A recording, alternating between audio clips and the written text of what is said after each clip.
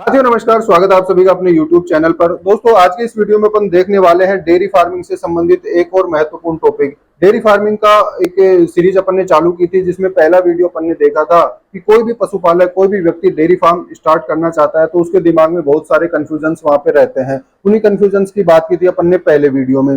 जिन साथियों ने वो वीडियो अभी तक नहीं देखा, लिंक मैं वीडियो के नीचे डिस्क्रिप्शन में डाल दूंगा।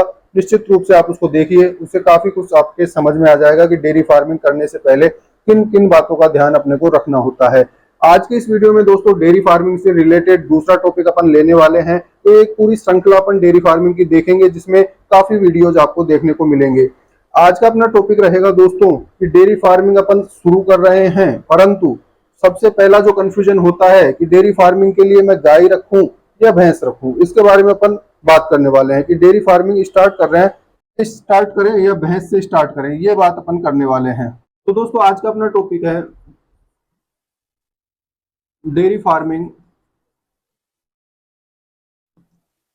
स्टार्ट अपने को करनी है। इसके लिए अपन गाय से कर सकते हैं या भैंस से कर सकते हैं, ये सबसे पहला कंफ्यूजन आता है किसी भी डेयरी फार्मर के दिमाग में या किसी भी व्यक्ति के दिमाग में जो कि डेयरी फार्मिंग स्टार्ट करना चाहता है एज ए बिजनेस।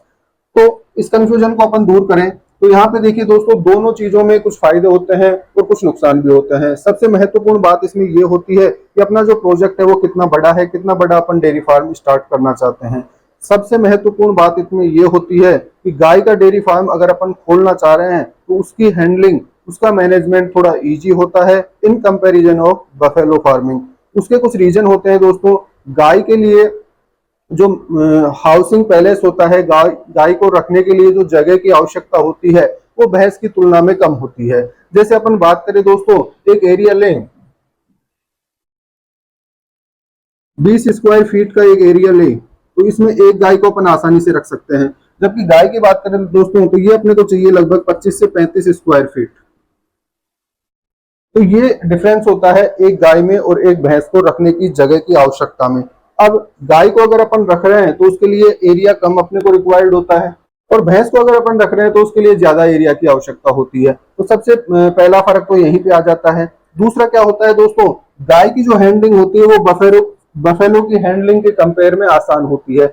एक मजदूर अगर अपन डेयरी फार्म पे रख रहे हैं, एक व्यक्ति अगर डेयरी फार्म को संभालने के लिए रखा गया है तो वो 10 गायों को आसानी से संभाल लेता है। जबकि बफेलो के केस में अगर 10 भैंसे हैं तो अपने को 2 आदमी वहां पे रखने पड़ेंगे। तो मेरे कहने का तात्पर्य है कि अगर अपन डेयरी फार्म शुरू करना चाहते हैं जीरो से, तो इसके लिए सबसे बढ़िया ऑप्शन रहता है कैटल का, यानी गाय के साथ अपने को डेयरी फार्म की शुरुआत करनी चाहिए।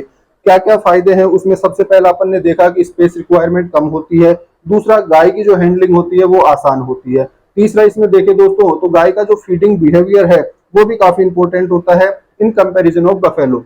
भैंस की तुलना में गाय को कम राशन की आवश्यकता होती है, कम फीडिंग स्टैंडर्ड्स होते हैं कैटल के लिए।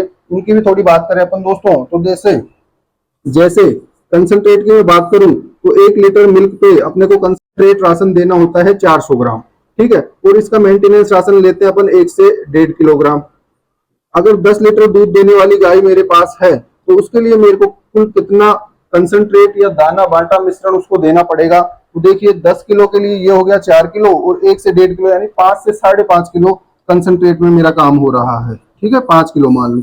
जबकि बफेलो की अपन बात करें दोस्तों तो इसमें देखिए 1 लीटर दूध के लिए भैंस को रिक्वायर्ड होता है 500 ग्राम कंसंट्रेट राशन, और मेंटेनेंस के लिए जो रिक्वायर्ड है ये होता है लगभग 2 किलोग्राम। तो वही 10 किलोग्राम दूध के लिए कितना अपने को कंसंट्रेट आवश्यक होगा, लगभग 7 किलोग्राम कंसंट्रेट यहाँ पे देना होगा, ठीक है। जबकि गाय की तुलना में 5 किलोग्राम से अपना काम हो जाएगा। दूसरा, फीड स्टोर की बात करें दोस्तों तो सूखा जो भूसा होता है वो भी गाय को कम मात्रा में आवश्यक होता है। हरे चारे की भी कम मात्रा में दे सकते हैं अपन भैंस की तुलना में, ठीक है।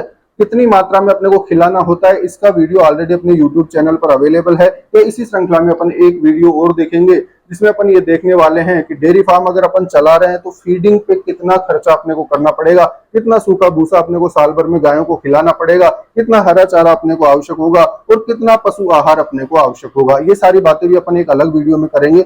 आज की इस वीडियो में अपन देख रहे हैं दोस्तों कि गाय की तुलना में भैंस को पालना ज्यादा मुश्किल होता है या गाय का डेयरी फार्म शुरू करना ज्यादा आसान होता है। तो ये कुछ बातें हैं दोस्तों जिनको ध्यान में रखते हुए अपन गाय का डेयरी फार्म शुरू कर सकते हैं। इसके अलावा और बात करें दोस्तों कॉस्ट की, तो कॉस्ट में देखिए गाय की जो कॉस्ट होगी वो भैंस की तुलना में निश्चित तौर पे कम होगी, सभी क्षेत्रों में कम होगी, सभी नस्लों की स्थिति में कम होगी। ठीक है। इसमें अपन जैसे एक गाय की बात करें दोस्तों, सामान्यतः जो अपने गिर साहिवाल नस्ल की है या क्रॉस ब्रीड कैटल अपन ला रहे हैं तो 40-50 हजार रुपए में अपने को बहुत अच्छी नस्ल की गाय वहां पे मिल जाएगी, जिसकी मिल्किंग कैपेसिटी बहुत ही अच्छी होगी। जबकि अगर बफेलो की बात करें दोस्तों, मुर्रा ब्रीड के अपन बफेलो ले या महसाना ले या जाफराबादी ले, भदावरी ले, तो ये जो भैंसे होती है दोस्तों, कोई भी भैंस 1 लाख से लेके 1.5 लाख से कम में अपने को नहीं मिलेगी। तो कॉस्टिंग में भी काफी डिफरेंस वहां से आ जाता है। इसलिए अपन क्या प्रीफर करते हैं कि गाय के साथ डेयरी फार्म अपने को शुरू करना चाहिए। इसके अलावा दोस्तों इसमें कुछ लोग ये भी अपना तर्क देते हैं कि गाय के अगर बछड़ा हो गया तो उसका कोई उपयोग अपन नहीं कर सकते, जबकि भैंस का अगर बछड़ा हो रहा है, पाडा उत्पन्न हो गया है, तो पाडे को अपन बेच सकते हैं। ये तर्क देते हैं कुछ ज्ञानी लोग। तो इसका सीधा सा समाधान यह है दोस्तों कि आज की तारीख में सभी जगह, सभी एरियाज में सेक्स सॉर्टेड सीमन अवेलेबल है, जिसमें 90% चांसेस बछड़ी के ही होते हैं। तो अपने डेयरी फार्म पे अपनों को कृत्रिम गर्भाधान ही करवाना है और उसमें भी सेक्स सॉर्टेड सीमन का ही उपयोग करना है। तो ये जो तर्क है, अगर मेल का पैदा हो रहा है तो उसकी कोई समस्या ही नहीं होगी। तो इस तरीके से अपन ओवरऑल अगर देखेंगे दोस्तों, तो गाय का डेयरी फार्म स्टार्ट करना ज्यादा आसान होता है भैंस की तुलना में। तो ये कुछ बातें हैं जिनको ध्यान में रख के अपने को गाय का डेयरी फार्म शुरू करना ज्यादा फायदेमंद लगेगा। इसके अलावा अपन बात करें दोस्तों, तो अगले वीडियो में अपन देखने वाले हैं कि गाय का डेयरी फार्म तो अपन खोलना चाह रहे हैं, परंतु गाय की नस्लें बहुत सारी है, कौन सी नस्ल को सेलेक्ट करें अपन डेयरी फार्म के लिए। गिर नस्ल ले, साहिवाल ले, राठी कांकरेज ले, या फिर अपन जाएं एक्जोटिक ब्रीड्स की तरफ, जैसे एचएफ हो गई, जर्सी हो गई, या फिर क्रॉस ब्रीड कैटल्स अपन रखें। तो ये सारी बातें अगले एपिसोड में अपन देखने वाले हैं दोस्तों। आज के इस वीडियो में इतना ही, मिलते हैं अगले वीडियो में अगली जानकारी के साथ। तब तक के लिए धन्यवाद।